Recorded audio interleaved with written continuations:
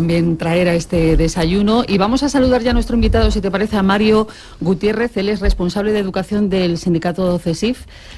Muchísimas gracias por estar con nosotros. Buenos días. Hola, muy buenos días. Muchas gracias a ustedes. Sobre todo porque, hombre, entiendo que dedicándose a esto de la educación le estamos restando también tiempo a sus quehaceres, especialmente con una profesora que vamos a hablar también ahora con ella. Vamos a hablarles de los acosos, no en este caso acoso a los alumnos, sino a los acosos a los docentes, al equipo de profesores. A mí, fíjate, me llama la atención, Begoña, bueno, el resto, buenos días, el hecho de que ya hace tiempo tuviese que ponerse en marcha una ley de la autoridad del profesor, ¿no? El hecho de que se tenga que reconocer la autoridad a un colectivo es como hacer una ley de autoridad a un policía. O a los médicos. ¿No? O a los médicos, por ejemplo. Ya de por sí son autoridad. Bueno, pues ahora vamos más allá. Lo que ha hecho el sindicato CESIF, Central Sindical Independiente y de Funcionarios, ha sido realizar una guía, se llama Prevención de la Conflictividad en los centros docentes, porque es como un añadido más, teniendo en cuenta que esto, Mario, no avanza peor, podríamos decir, y ya también lo decía Javier Urra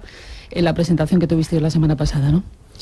Sí, bueno, nuestra intención con esta guía es intentar hacer algo que es intentar paliar lo que nosotros entendemos que es dejación de la administración. Nosotros hemos dicho siempre, y aunque es cierto que a veces pues puede parecer alarmista o puede parecer una cosa así tremendista, queremos simplemente hacer una mención y hacer una llamada a la sociedad para que se den cuenta de la situación en la que nos encontramos, en que, como yo me gusta decir últimamente, se nota que estamos en un momento de crisis cuando hay que resaltar lo obvio.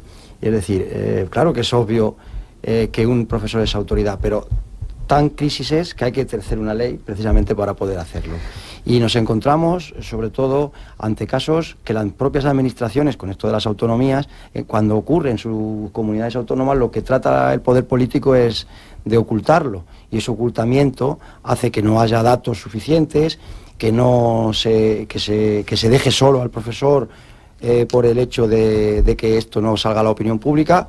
Y una cosa que incluso el propio Javier Urra el otro día recalcaba, y es una cosa cierta, que cuando ocurre un caso de estos, normalmente es la víctima la que tiene que salir del centro.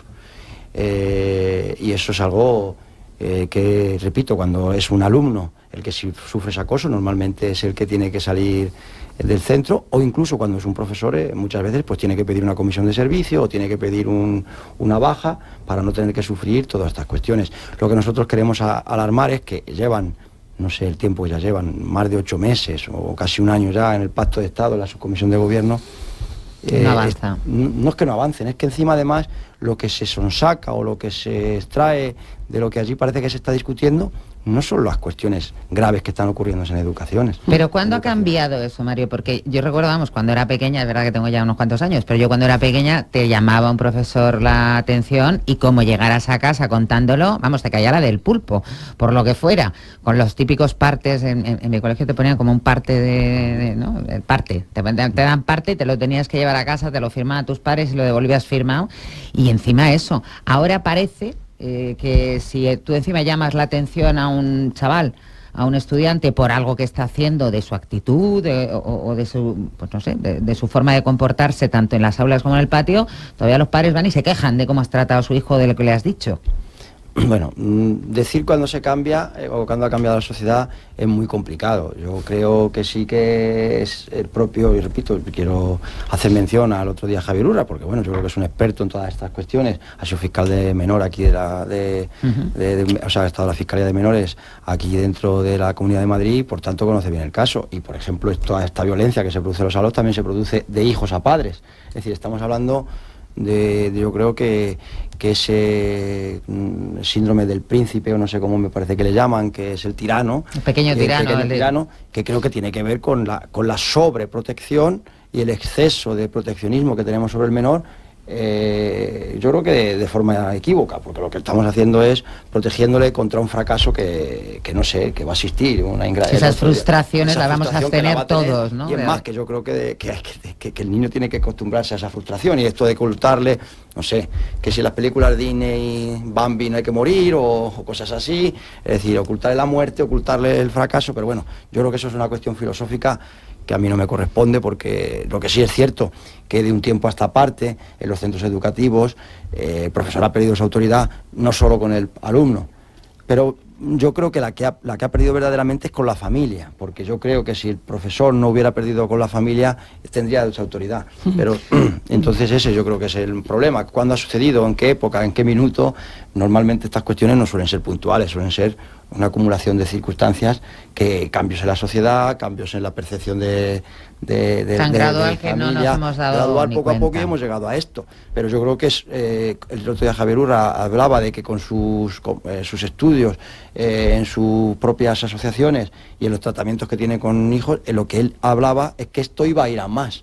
Entonces lo que nosotros ahora decimos, oye, creo que es momento de tomar una solución ya que se está hablando esto en la subcomisión del gobierno, en la subcomisión del Congreso de los Diputados, pero vemos que no va hacia adelante, y por eso queremos hacer esta... Sí, Mario, vamos a poner datos y vamos a poner también rostros, en este caso voz. Decís vosotros desde el sindicato que el 75% de los docentes reconoce, hablando de autoridad, que tienen poca o ninguna en ese sentido, y que el 90% de los profesores convive con situaciones de violencia en las aulas. Estamos hablando de un porcentaje altísimo. Estos son datos: 90% de los profesores tiene situaciones de violencia dentro de clase, y que el 75% de los docentes reconoce no tener ninguna autoridad o muy poca. Vamos a saludar a Mili, que es esa voz que nos va a poner también uno de los casos, porque ella lo ha padecido, además formó parte también de esta campaña, la presentación de esta guía. Mili, buenos días. Hola, muy buenos días. Ella está en Extremadura, es profesora, dentro de muy poquito empezarás las clases. Sí. Antes de nada, cuéntanos tu experiencia para poder dar un paso al frente. Sé que es difícil, y además intentáis, en la medida de lo posible, incluso permanecer en el anonimato, algo que, en fin, con esta situación estamos hablando de violencia que estáis sufriendo. En tu caso en particular, cuéntanos, ¿cuál ha sido? A ver, pues era, como dice bien Mario, era un continuo. Diariamente tienes que estar llamándole la atención a los niños, porque ya su comportamiento son que no te lo imaginas, que tú puedas llegar a un aula de un instituto y que te encuentres a niños que parece ser que llegan allá a entretener el tiempo, que vienen del sistema educativo rebotados, que no tienen ganas de estar allí, entonces vienen un poco a molestar, a tocarte las narices, incluso se divierten y procuran entre ellos a ver cómo hacerte daño, cómo hoy voy a echar el rato en la clase de lengua, en la clase de matemáticas, viéndome a costa del profesor. Entonces eso es un continuo. Entonces, además de que ya llega un momento en el que, claro, tú ya te rebelas, te pones en tu sitio y empiezas a utilizar tus pocas armas que tienes. Y las pocas armas que tienes es decir, pues venga, vamos a hacer partes, como tú bien decías, o apercibimientos, como se dice en muchos otros centros. Y a cada X número de apercibimientos, pues se abre un expediente y te expulsan X días de centro. Pero claro, cuando te encuentras que encima el equipo directivo tampoco te apoya, porque tú le dices, he puesto ya tantos partes a este chico, vamos a empezar a abrirle el expediente para expulsarlo fuera del centro, y te dice, hombre, es que hay que tener en cuenta las situaciones familiares que tienen, es que hay que tener en cuenta de dónde vienen, hay que tener en cuenta, intenta alargarlo un poco, aguanta un poco más, motívalo. Es que llega un momento en el que dices, si es que yo ya no puedo hacer más, si es que yo no soy la Virgen de Fátima ni tengo una varita mágica para arreglar lo que él tiene en casa. Entonces llega un momento en el que te agobias tanto que dices, yo no sé ya cómo hacerlo, no sé qué hacer, no sé a dónde dirigirme, no sé cómo, y ya, bueno, el problema es cuando ya llega un momento en el que te plantea, lo mejor que me puede pasar es que me golpeen. Es lo mejor que me puede pasar, porque entonces cuando van a la voz de alarma y el que le diga a la administración y al equipo directivo, no, aquí hay un problema. Pero qué triste, ¿eh? Sí, ¿en algún caso has temido por tu intimidad física, por tu integridad? Sí, muchísimas. De hecho, la más gorda, la que ya dije hasta aquí, que me presenté a la Dirección General de Personal Docente, fue cuando a un chico, precisamente, le puse ya el número determinado de apercibimientos para ser expulsado, y como venía de un centro de menores, pues tenía doble consecuencia. Tenía una consecuencia en el centro, que le iban a expulsar, y además en el centro de menores pues una vez que nosotros nos pusiéramos en contacto con él por su comportamiento, probablemente lo iban a expulsar del centro de menores en el que estaba para irse a otro que él le temía mucho por las características del centro en sí. Entonces, claro, se jugaba mucho, me cogió por el pecho, me llevó hacia una ventana y me dijo que como no le quitara el parte, me tiraba. De hecho, vamos, no sabía ya cómo hacer, chillando, llorando, por favor, al resto de compañeros ayudarme. Conseguí que me bajara de la ventana y bueno, pues al final el enfrentamiento continuo, porque el chico nada más que me culpaba a mí, no culpaba a nadie más, me culpaba a mí por el hecho de que él podía y corría peligro de tenerse que ir a otro centro de menores en el cual iba a tener unas consecuencias y iban a ser más severos con él.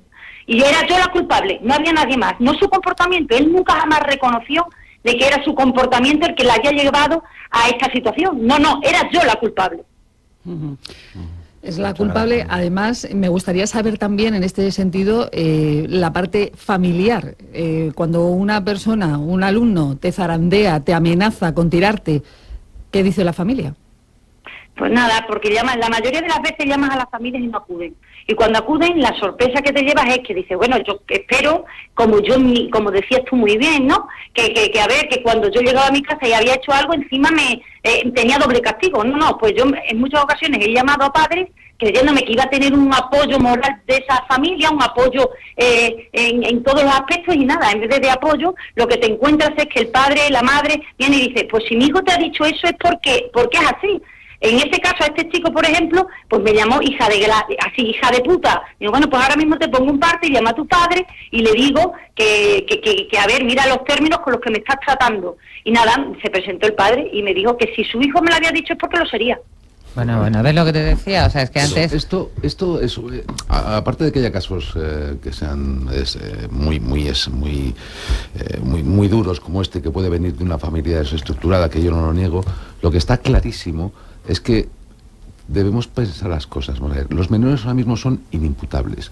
No hay ningún respeto a la autoridad, absolutamente ninguno. El profesor se encuentra solo. Las familias, porque han cambiado mucho las familias, como tú decías, cuando tú eras pequeño, cuando yo era pequeño, iba con un parte a mi casa, bueno, me caía la del pulpo. Ahora en muchos casos no ocurre eso, sino que se pone de parte de no, al revés, le cae la del pulpo al o sea, profesor por amonestar al niño que habrá hecho lo que le ha dado la gana. Es que esa situación que tienen que soportar los funcionarios día a día, no digo que todo el día les pasa a todos, pero es verdad que están totalmente solos. O sea, no hay nadie que le respalde. Pero empezando porque las leyes terminan respaldando al menor. Es decir, no hay ningún tipo de responsabilidad de ningún tipo. Es decir, un chaval que coge a una profesora, que la saca por la ventana, que le dice que la va a tirar, ¿qué pasa después? Nada. Absolutamente nada. Hombre, que yo creo que el punto es este, ¿no? Es decir, a mí, de Mario, lo que quería saber, ¿qué estáis pidiendo? Es decir, ¿qué os esperáis para que esta situación cambie? Porque es evidente que en este momento la situación es grave. Y además es una situación que tampoco es solo para España, ¿eh? Esto yo creo que está pasando... Sí, yo creo que en todos los lados, ¿eh? En todos los lados. Lo que pasa es que probablemente en otras culturas, especialmente en el norte de Europa, desde siempre ha habido un tipo de actitud, un tipo de protección del profesorado completamente diferente. En el norte de Europa, por ejemplo, sí que se protege mucho más el profesor y se reviste de mucha más autoridad. No sé por qué en el sur de Europa parece que ahora mismo los profesores son una especie de mentor que se supone tiene una importancia fundamental en la educación de nuestros hijos, pero no tiene ninguna autoridad. A mí me gustaría saber de Mario qué estáis pidiendo, qué os esperáis que se haga desde las autoridades, desde las instituciones, para que realmente tengáis en algún momento algo que os permita realmente volver a una situación necesaria, por otro lado, de autoridad. Es decir, yo creo que la educación sin autoridad es que es imposible. Vosotros os imagináis, por ejemplo, nuestros padres educándonos, pero sin tener un mínimo de autoridad. Es que yo lo veo absolutamente imposible. Por esto te pregunto, ¿qué estáis pidiendo? ¿Qué os esperáis que ocurra para que esta situación cambie? Nosotros tampoco tenemos la varita mágica. Si decimos que nosotros tenemos la varita mágica, mentimos, es decir, porque no es así. Ahora, lo que nosotros es algo que nosotros desde luego lo vemos tan obvio que hasta nos parece mentira que no se vea. Es decir, en primera instancia, cuando ocurre un caso, el día a día de un centro es el siguiente: un grupo de alumnos sentados y un profesor dando clase. Ese es el día a día de un centro. O sea, y luego un recreo donde los chavales están solos y unos profesores atendiéndolos para que no ocurra nada. Entonces, ¿quién va a ser en primera instancia quien va a ver, quien va a poder observar, quien va a poder diagnosticar que existe un caso de acoso o que existe un caso de violencia o que va a tener que efectuar alguna acción ante esa violencia? Pues evidentemente es el docente. Entonces, lo que nosotros pedimos no es otra cosa que se hagan protocolos, que se hagan atenciones o que se hagan formación a partir de la opinión de los que en primera instancia van a tener que actuar.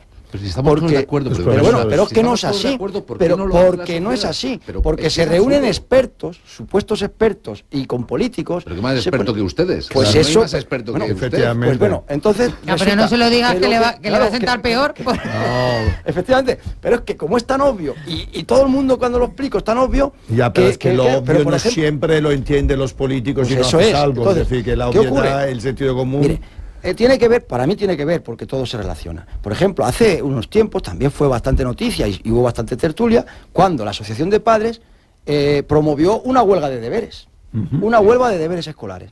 Una barbaridad como esa, hasta se discutía y se hablaba, es decir, es como, yo que sé, como huelga de quimioterapia o como huelga de tratamientos contra el cáncer. Mario, perdón si te interrumpa. Bien, yo lo entiendo, que es obvio que es de sentido común y aquí en la mesa lo tenemos todos. Pero ¿qué estáis haciendo? Es decir, ¿cómo os estáis movilizando para obtener lo que para ti es obvio, pero parece que para las instituciones no lo es? No os hacen caso. ¿Qué estáis haciendo? ¿Qué vais a hacer para tener esos protocolos mínimos que os permitan sencillamente hacer vuestro trabajo? Bien.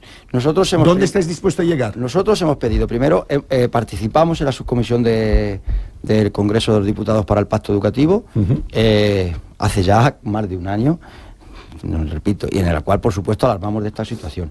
Hemos hecho una encuesta, que hemos publicado los datos, para alarmar, no es para alarmar, he hecho una mala palabra, sino para llamar la atención a los medios, a los políticos, a la sociedad, de oye, que tenemos un problema que podemos dejar, que cuando pase algo grave es cuando actuarán.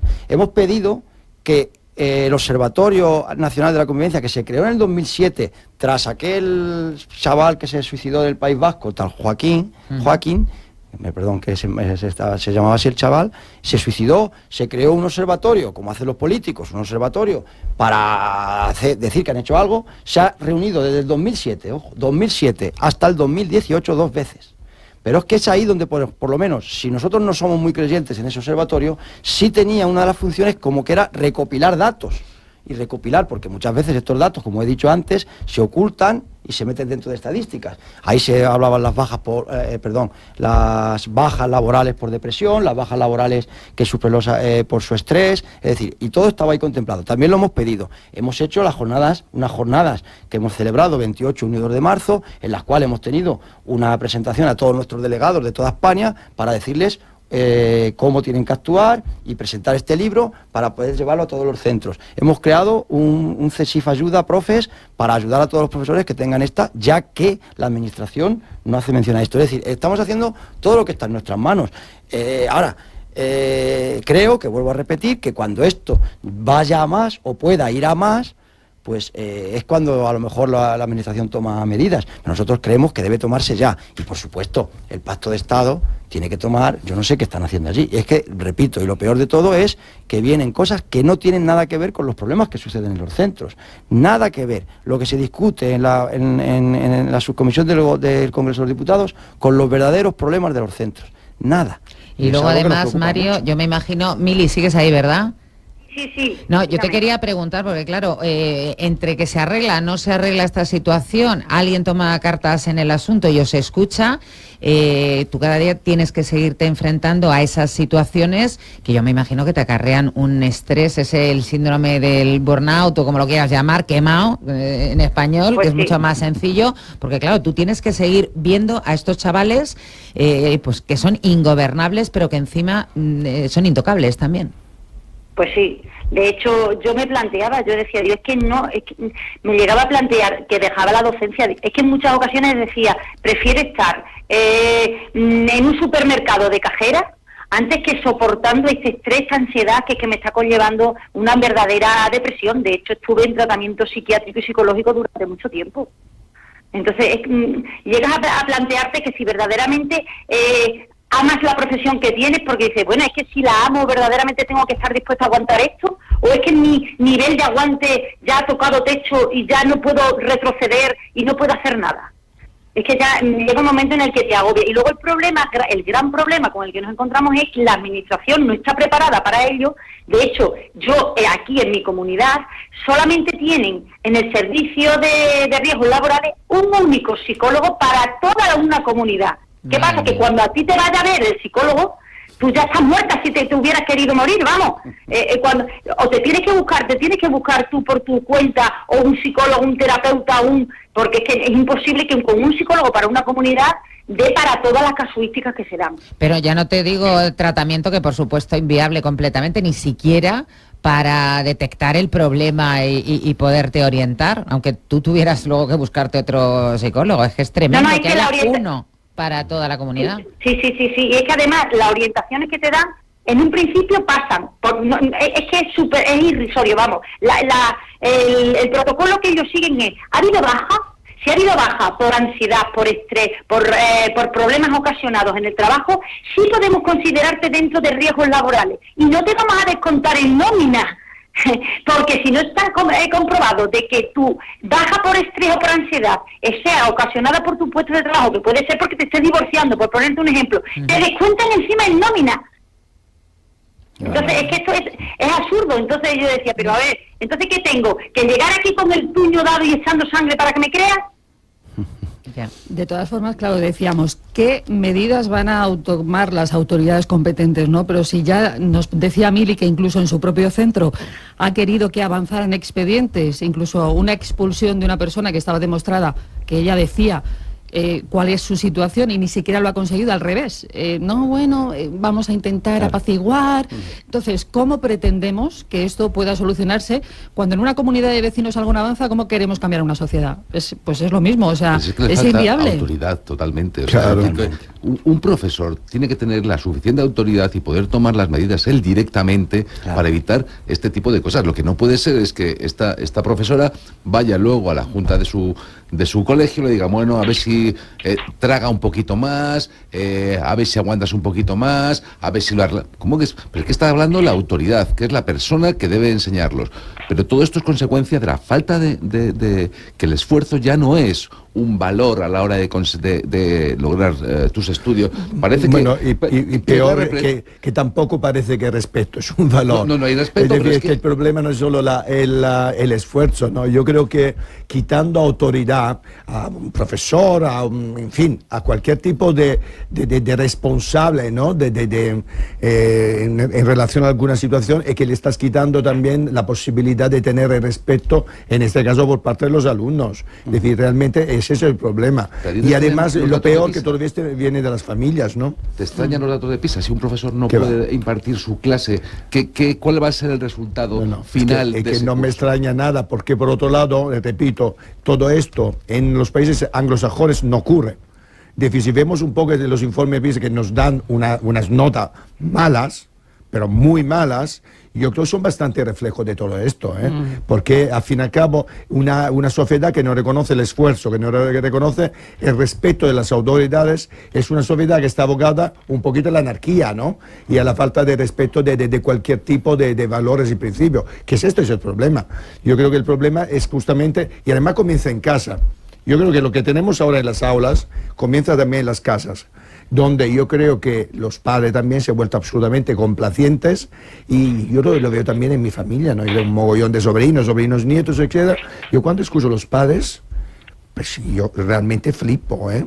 Cuando te critican en una mesa comiendo lo que están diciendo los profesores, o que si los niños no están teniendo buenas notas es culpa de los profesores, etcétera. Es decir, que cosas que efectivamente, como decía antes Begoña, eran impensables cuando éramos nosotros niños, ¿no? Hemos Que se llegado pudiera con un parte y te dan una colleja. Claro, No iban a pedirle explicaciones al profesor porque los padres entendían que tu profesor era la autoridad y que lo que estaba diciendo era iba a misa. Era de verdad. Bueno, como son las 8:58 y Mili tiene clase, Mili, te vamos a dar muchísimas gracias por y haber ánimo. participado. No lo A dejes, vosotros. necesitamos Gracias. mucha gente como tú. No lo dejes, por favor. Gracias, muchas gracias. Muchas gracias, Mili. Venga, Beso, guapa. saludos, Gracias. Hasta luego, adiós. Esto sin duda es una profesión vocacional en la que también tiene que haber autoridad. Hablaba antes Vicente de la impunidad, ¿no?, a los menores.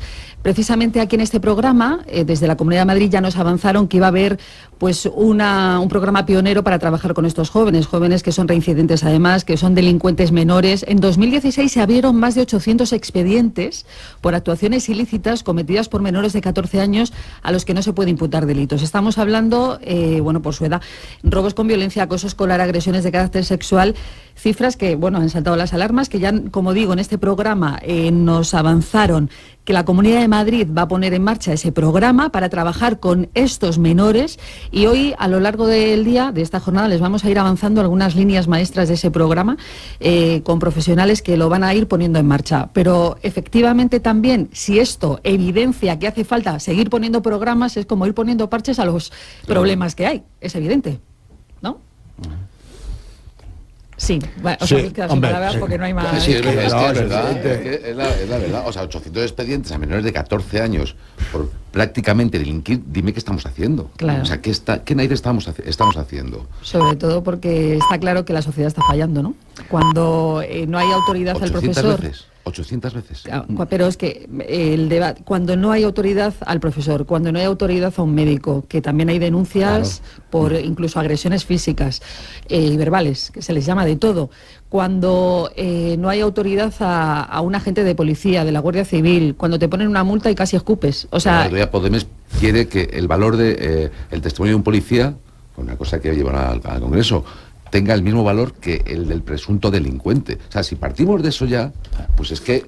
Pues es que no pueden hacer su trabajo. No hay ley, no hay y respeto a además nada. hay una cosa, si tú lo que quieres, que es lógico también, es entender que esa persona no pueda pues eso, hacer abuso de su autoridad, Claro. pues tú lo que tienes que hacer Bueno, es que más controlar que que los abuso- policías que están ejerciendo su labor lo hagan bien. Yo creo y que ya más está, que abuso, ¿sabes? uso. Es que aquí se está cuestionando el No, uso de la autoridad no me has más que el entendido, abuso. Eusebio. Lo que digo al revés es que si lo que les da miedo, ¿sabes?, es que esa autoridad pueda conllevar un abuso de autoridad, que lo Pues, único que hay que controlar claro. es que los policías lo ejerzan con... De todas maneras, yo creo que lo que Yo está creo que- pasando en las aulas forma, ¿no? todavía- En tiempo y forma.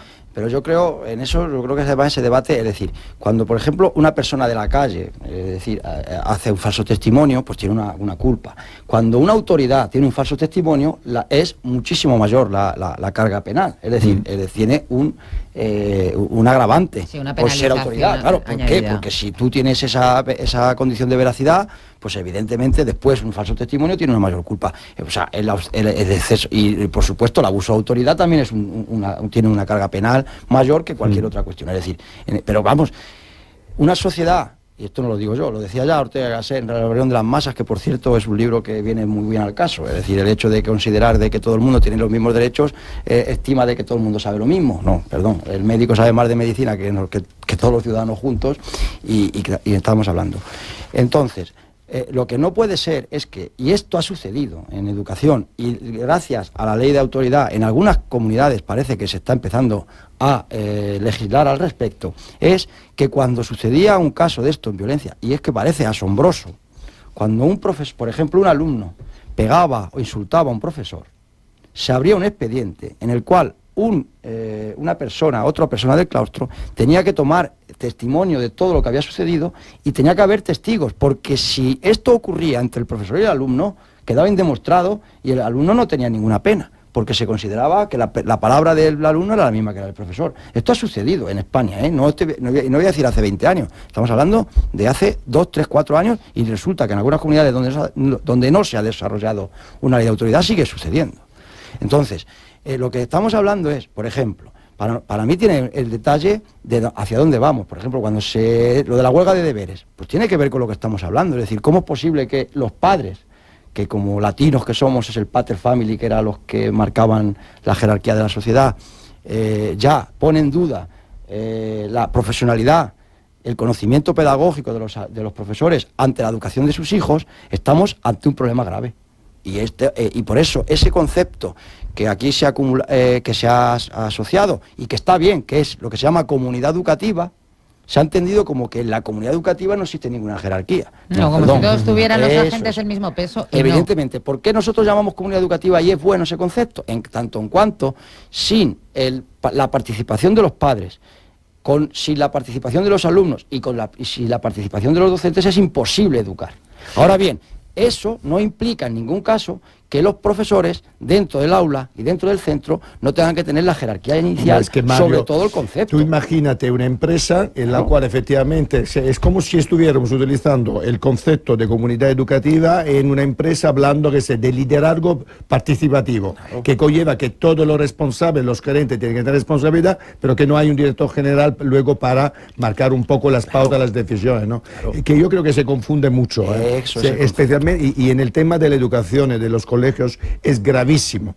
Es decir, el hecho de no tener una autoridad, que el profesor no pueda tener un mínimo de autoridad, desde mi punto de vista es gravísimo, porque realmente estás dejando en las manos casi de los niños la posibilidad que tú le puedas enseñar algo, que es lo que está pasando realmente. Es decir, yo creo que estamos en una situación en la cual, por esto te preguntaba, ¿qué vais a hacer? Porque me parece una cosa tan grave que no se soluciona este tema, que realmente yo creo que depende realmente de la sociedad que estamos construyendo. Sí, pero además en ese sentido ha cambiado mucho. Antes, cuando tú estabas en una clase, quien destacaba era el que había un garbanzo negro, 2 garbanzos negros. Ahora eso se ha dado la vuelta a la tortilla.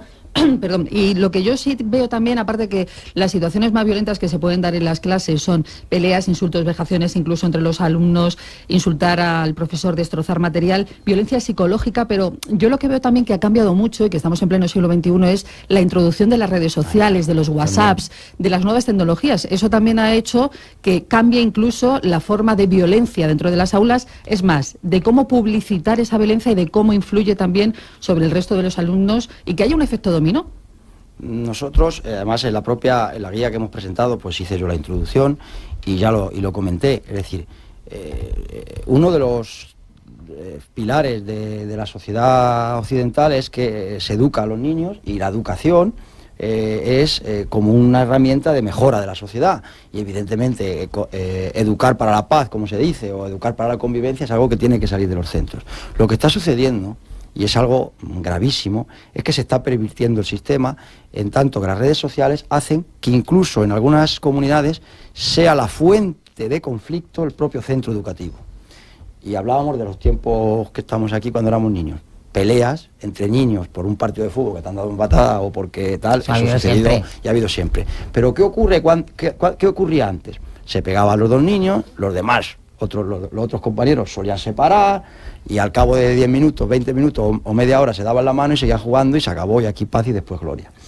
Pero es que ahora se graba, y eso muchas veces se graba, llega a los padres se llaman entre ellos, se interpelan entre ellos, y una cosita que es una pelea de niños, como ahora protegemos tanto al niño que parece que no le pueden ni tocar, pues se convierte en un conflicto grave en una sociedad. Por tanto, también tenemos que tener protocolos. Por ejemplo, ahora en Francia se va a prohibir el uso del móvil en los centros educativos. Bueno, pues hay muchos profesores que en Italia opinan... ya está prohibido. Bueno, pues, pero hay profesores que opinan que a lo mejor lo que hay que hacer es utilizarlo como herramienta educativa. O no lo sabemos, pero lo que está claro que algo hay que hacer. Es decir, pero porque esto no puede ser ideado por nadie, sino porque, por ejemplo, esto sucede cuando centros definen que está prohibido el uso del móvil en clase, cuando un profesor ha quitado ese móvil al alumno, ha venido el padre diciendo que quién es él para quitarle el teléfono móvil a sus en hijos. Italia y en Francia no es que está prohibido el uso del iPad, del iPhone o de los dispositivos móviles en los centros educativos desde el punto de vista didáctico. No. Está prohibido desde el punto de vista personal. Es decir, que tú lo que no puedes hacer mientras el profesor te está enseñando álgebra, tú puedes mandar WhatsApp a tus amiguitos o crear no sé qué. Pero está prohibido que...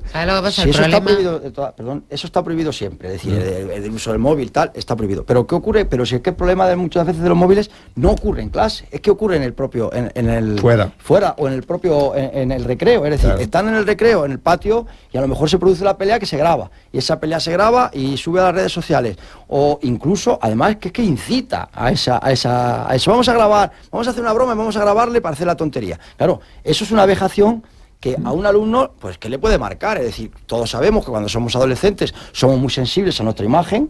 Claro, que a ti te hacían una broma, que no, bueno, pues se reían los que estaban allí, y vaya, bueno, era malo, no voy a decir ahora que fuera una cosa buena. Pero no trascendía. Pero no trascendía más allá de los 10, 15 o 10 que estuvieran allí. Pero ¿qué ocurre cuando te lo ve y que vas por el pasillo y todo el mundo se ríe de ti?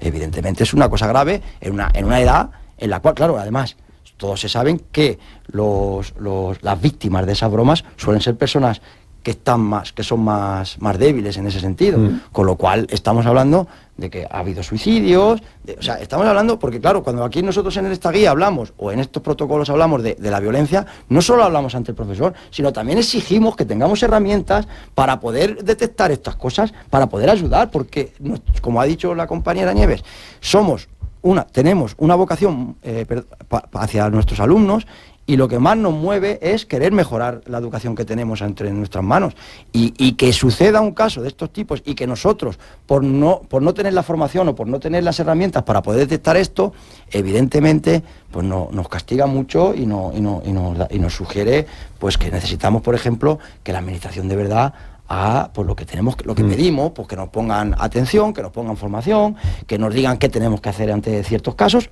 y que para eso haya un debate entre profesionales que se dedican a la educación y que están en el aula y que conocen la realidad, y no en expertos que no opina aquí cualquiera. Efectivamente. Oye, una pregunta por ser prácticos, vosotros, todos los que estáis en la mesa, ¿se deberían prohibir los móviles en las aulas? Yo creo que sí, está clarísimo. ¿Para qué quiere un niño en el aula el móvil? Que luego cuando salga del colegio que lo encienda, que lo pueda llevar, que lo encienda para que le vengan a buscar, o por si se pierde, lo que sea. Pero en un colegio, ¿cómo va a haber un móvil en un aula encendido? Yo en aula no tengo ninguna duda que no deberían usarse móviles.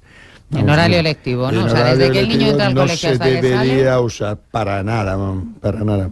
Me parece absurdo. Con él, pues lo de toda vida, llamas a la centralita y quiero hablar con mi hijo porque se ha puesto malo no sé quién. Pero el móvil tiene que estar apagado desde que entra hasta que sale. Y además es que hay porcentajes, no recuerdo el dato, pero es a partir de los 8 años cuando ya los niños empiezan a tener móvil. O sea, que son cada vez más precoces en las nuevas tecnologías, y que el hecho de que se permita en los colegios, igual también para esto debería haber unas normas más Pero estrictas. Mario, ahora mismo, ¿cuál es la normativa en los centros escolares respecto al móvil?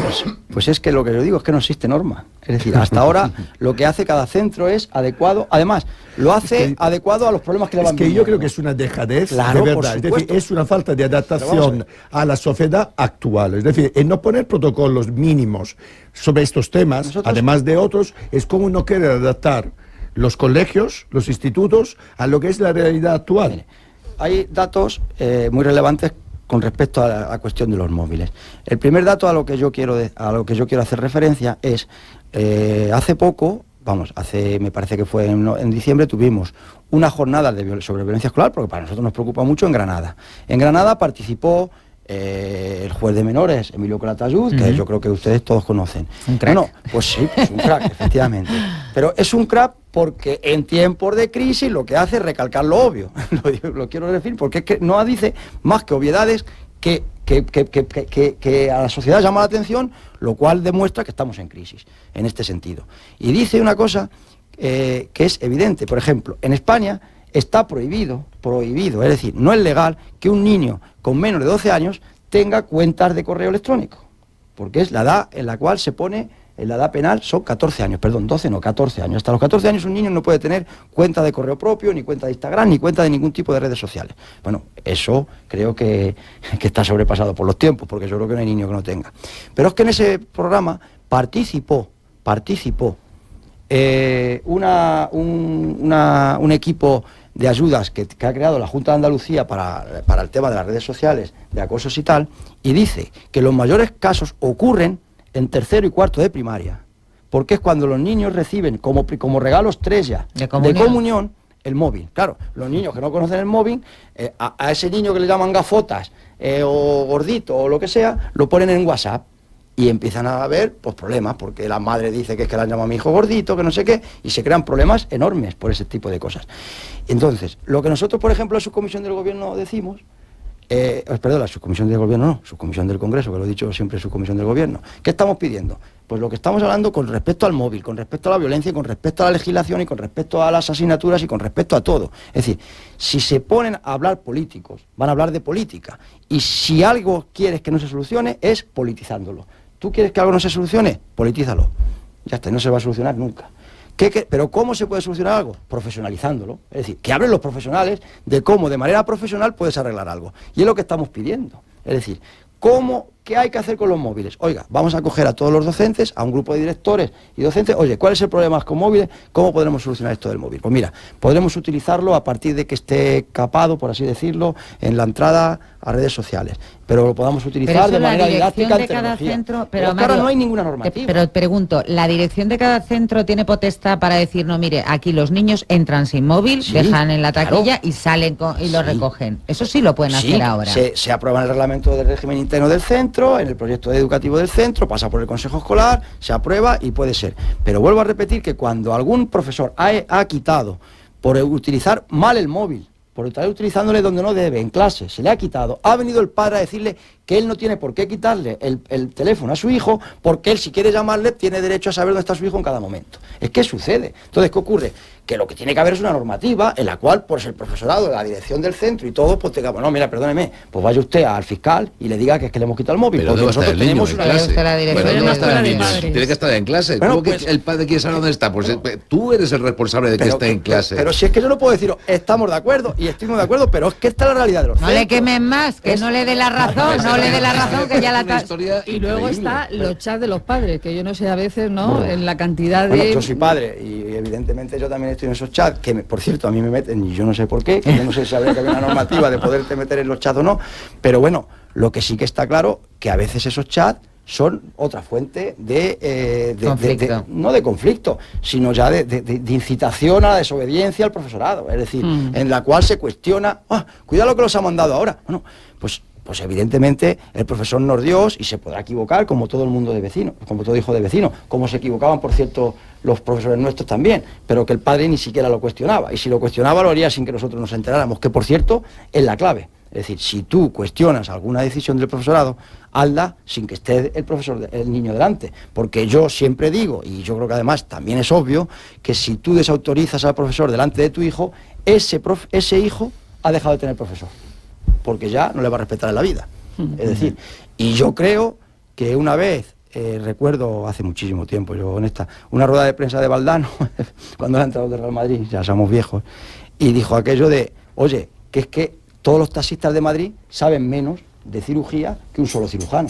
Es decir, y es que aquí en España parece que es que el conocimiento es acumulativo, y no lo es. Es decir, un físico teórico sabe más de física teórica que todos los filólogos de España, vamos, digo yo. Por esto es lo que quiero decir. ¿Cómo es posible que se cuestione? Es que este profesor no sabe dar clase, pero usted, ¿qué sabe dar clase o no sabe dar clase? Es decir, no sé, yo creo que debemos de asimilar que la jerarquía pedagógica en un aula no puede estar en manos de otra persona que no sea un docente. Y esto, que es algo tan obvio, que vuelvo a repetir, no entendemos cómo se pueda cuestionar. Bueno, Mario, ¿qué te esperas? ¿Qué os esperáis? Repito la misma pregunta de antes, es decir, que ¿os esperáis algún tipo de mejora, algún tipo de protocolo, algún tipo de decisión de las instituciones para que realmente podáis tener más posibilidades de que las cosas mejoren o no? Si nosotros no creyéramos que va a mejorar, pues no, pues la verdad es que sería desalentador. Pero esperamos, y esperamos, por cierto, que no sea a partir del atropello del niño para poner el semáforo. Entendamos que no haya algo grave. Que haya algo grave para que empiecen a concienciarse. Nosotros seguiremos haciendo llamadas de atención continuas.